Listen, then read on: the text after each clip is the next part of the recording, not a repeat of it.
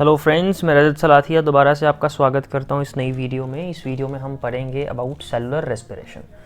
Cellular respiration start करने से पहले मैं आपको एक सेलुलर रेस्पिरेशन इक्वेशन के बारे में बताता हूं।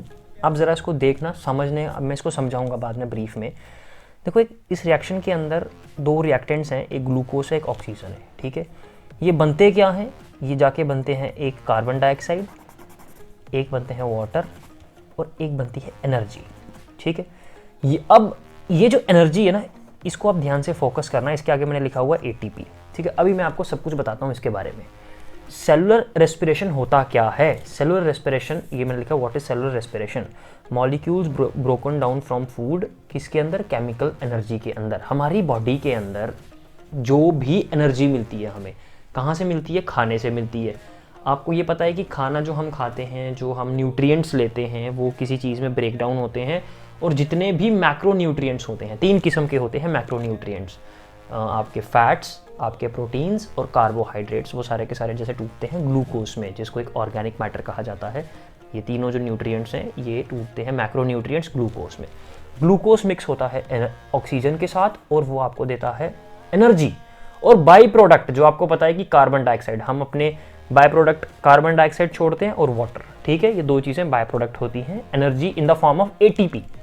एटीपी का नाम क्या होता है? एटीपी का नाम होता है एटीपी, एडिनोसाइन ट्राइफॉस्फेट। ठीक है, इसको ऑल्सो बोला जाता है energy currency of cell. Energy currency of cell, जितनी भी एनर्जी स्टोर होती है हमारी बॉडी में वो एटीपी के फॉर्म में होती है। ठीक है, अब मैं बात करता हूं, एक बिल्कुल ठंडे दिमाग से आपने सोचना है इस चीज़ को, मैं आपको बड़े प्रोसेस में सिखाऊंगा। ये जो सेलुलर रेस्पिरेशन इक्वेशन मैंने आपको बताई, इसी के बारे में सब कुछ पूरा का पूरा ये वीडियो चलेगी कि किस तरह से क्या होता है, हम खाना खाते हैं, आगे क्या होता है, फर्दर ये वो, और एंड में जाके एटीपी। बात सारी की सारी खत्म होगी एटीपी के ऊपर। एटीपी यानी एनर्जी, एडिनोसाइन ट्राइफॉस्फेट के ऊपर। ऑल राइट, तो अब हम इसको आगे देखते हैं चल के। देखिए, where does cellular respiration occurs? Cellular respiration होती कहाँ पे है? ये होती है हमारी माइटोकॉन्ड्रिया में। माइटोकॉन्ड्रिया क्या है? ये सेल के अंदर होता है, इसको बोला जाता है power house of the cell. ये क्वेश्चन बहुत बार पूछा जाता है, power house of the cell क्या होता है? वो माइटोकॉन्ड्रिया होता है। ये हमारी सेलुलर रेस्पिरेशन तो होती है माइटोकॉन्ड्रिया में, लेकिन सेलुलर रेस्पिरेशन कितने हिस्सों में बटी हुई है? ये बटी हुई है टोटल 3 हिस्सों में।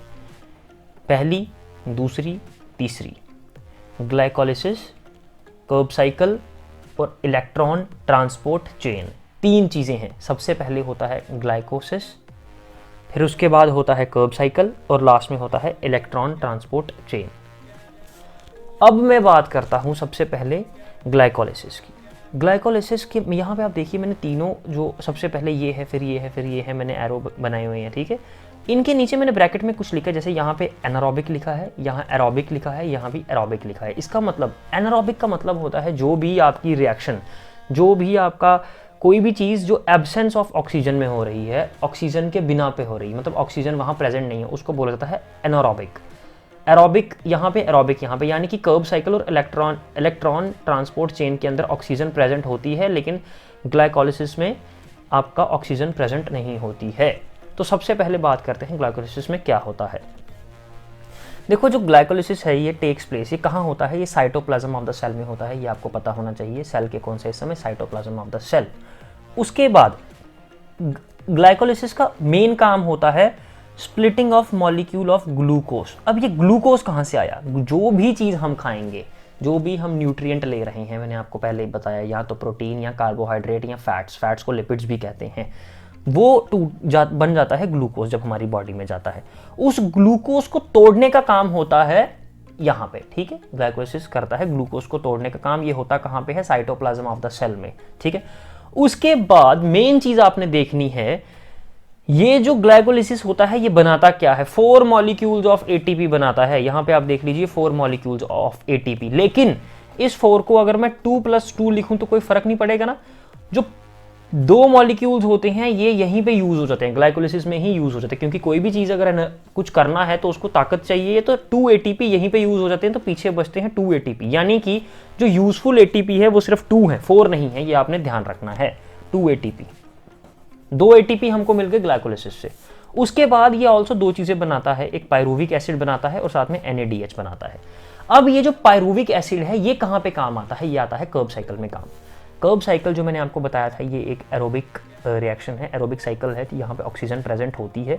Pyruvic acid will move on this cycle, ठीक है, यहाँ पे पहुंचेगा पायरुविक साइकिल, पायरुविक एसिड। उसके बाद इसी कर्ब साइकिल को एक और नाम से जाना जाता है जिसको बोलता है सिट्रिक एसिड साइकिल, और ये रिलीज करता है CO2। आपको याद होगा जब मैंने आपको रिएक्शन पढ़ाई थी ये वाली सेलुलर रेस्पिरेशन इक्वेशन, इसमें ATP हमको चाहिए लेकिन इसके साथ साथ 2 बाई प्रोडक्ट निकलते हैं, यानी कि 2 ऐसी चीजें जो वेस्ट होती हैं, पहली ऑक्सीजन, दूसरी water.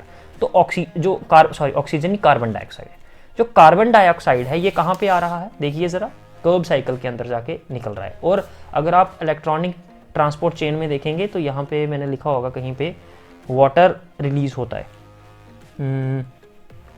Yes, produces molecules of water, ये रहे, ठीक है। तो ये जो वाटर है ये H2O, ये जो है ये कहाँ पे चेंज होता है, मतलब रिलीज होता है ETC में, इलेक्ट्रॉन ट्रांसपोर्ट चेन के अंदर, ठीक है। तो अभी आता हूँ कर्ब साइकिल पे।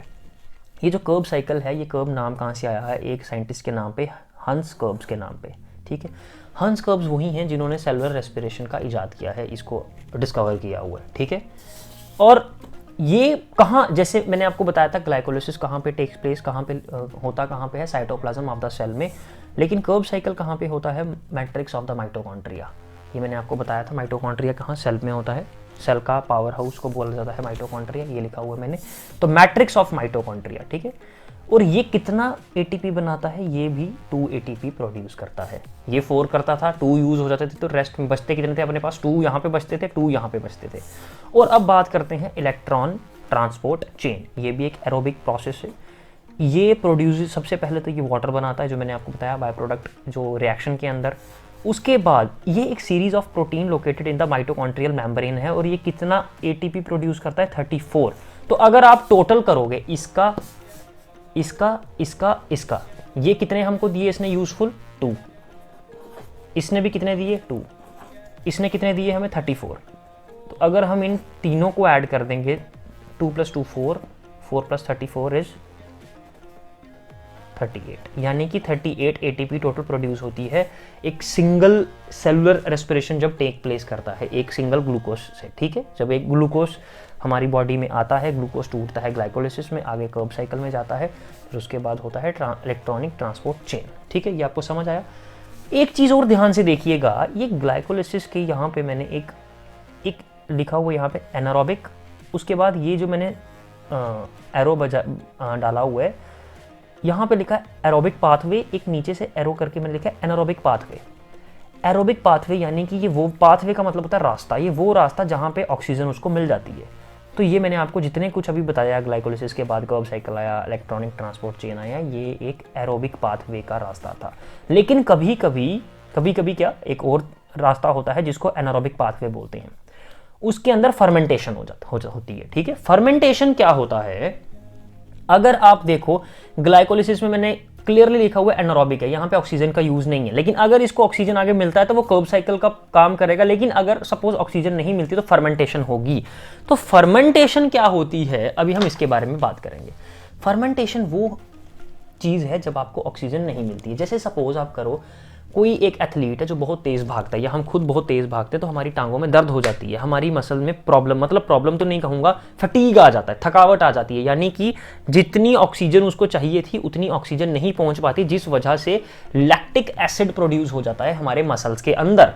और लैक्टिक एसिड फर्मेंटेशन कहा जाता है इसको। एक किस्म की फर्मेंटेशन ये होगी, दूसरी किस्म की फर्मेंटेशन थी अल्कोहलिक फर्मेंटेशन। आपने सुना होगा जैसे बियर बनती है, बियर आपको पता है कैसे बनती है, जो हमारे फ्रूट्स को, बार्ले को उसको क्या बोलते हैं, फर्मेंटेशन किया जाता है in the absence of oxygen. Absence of oxygen का मतलब है कि एनारोबिक, और वही चीज़ मैंने यहाँ पे लिखी हुई है एनारोबिक पाथवे।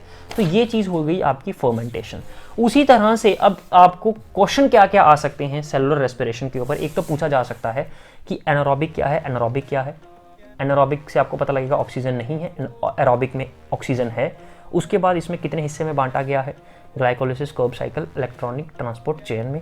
उसके बाद आपको ये पता होना चाहिए कि जो ATP है, एडिनोसाइन ट्राइफॉस्फेट है, ये कौन कौन से पार्ट में कितना कितना प्रोड्यूस होता है। देखो ग्लाइकोलिसिस तो हमारा होगा ही होगा, चाहे एरोबिक पाथवे हो चाहे एनारोबिक पाथवे हो, तो 2 ATP तो बनना ही बनना है, ठीक है। ये 2 ATP तो इसका आएगा ही आएगा। और कर्ब साइकिल में जब अगर तो सपोज एनारोबिक पाथवे में चला गया, फिर फर्दर ATP कुछ नहीं मिलेगा, तो यानी कि यहाँ पे लॉस ऑफ एनर्जी हो रही है, तभी हमारी टांगें थक जाती हैं। या अगर हम एक्सरसाइज कर रहे हैं, जो भी जिस बॉडी पार्ट को ज़्यादा ट्रेन कर रहे हैं, ताकत लगा रहे हैं, पर्याप्त मात्रा में अप्रोप्रिएट ऑक्सीजन वहाँ ना पहुँचने के कारण वो एनारोबिक पाथवे में चला जाता है प्रोसेस। तो एरोबिक पाथवे में अगर जाएगा तो कर्ब साइकिल में 2 ATP मिलेगा, और फर्दर आगे जब जाएगा तो chain transport, electronic transport chain में 34 ATP मिलेगा। तो अगर आपको पूछ लिया जाए कि सबसे ज़्यादा एनर्जी कहाँ पे मिलती है, जितनी ज़्यादा ATP उतनी ज़्यादा एनर्जी, तो वो मिलती है इलेक्ट्रॉनिक ट्रांसपोर्ट चेन में, ठीक है। आई होप आपको समझ आया होगा। अगर आपको कोई डाउट है तो प्लीज़ मेरे से पूछिए। Thank you so much friends.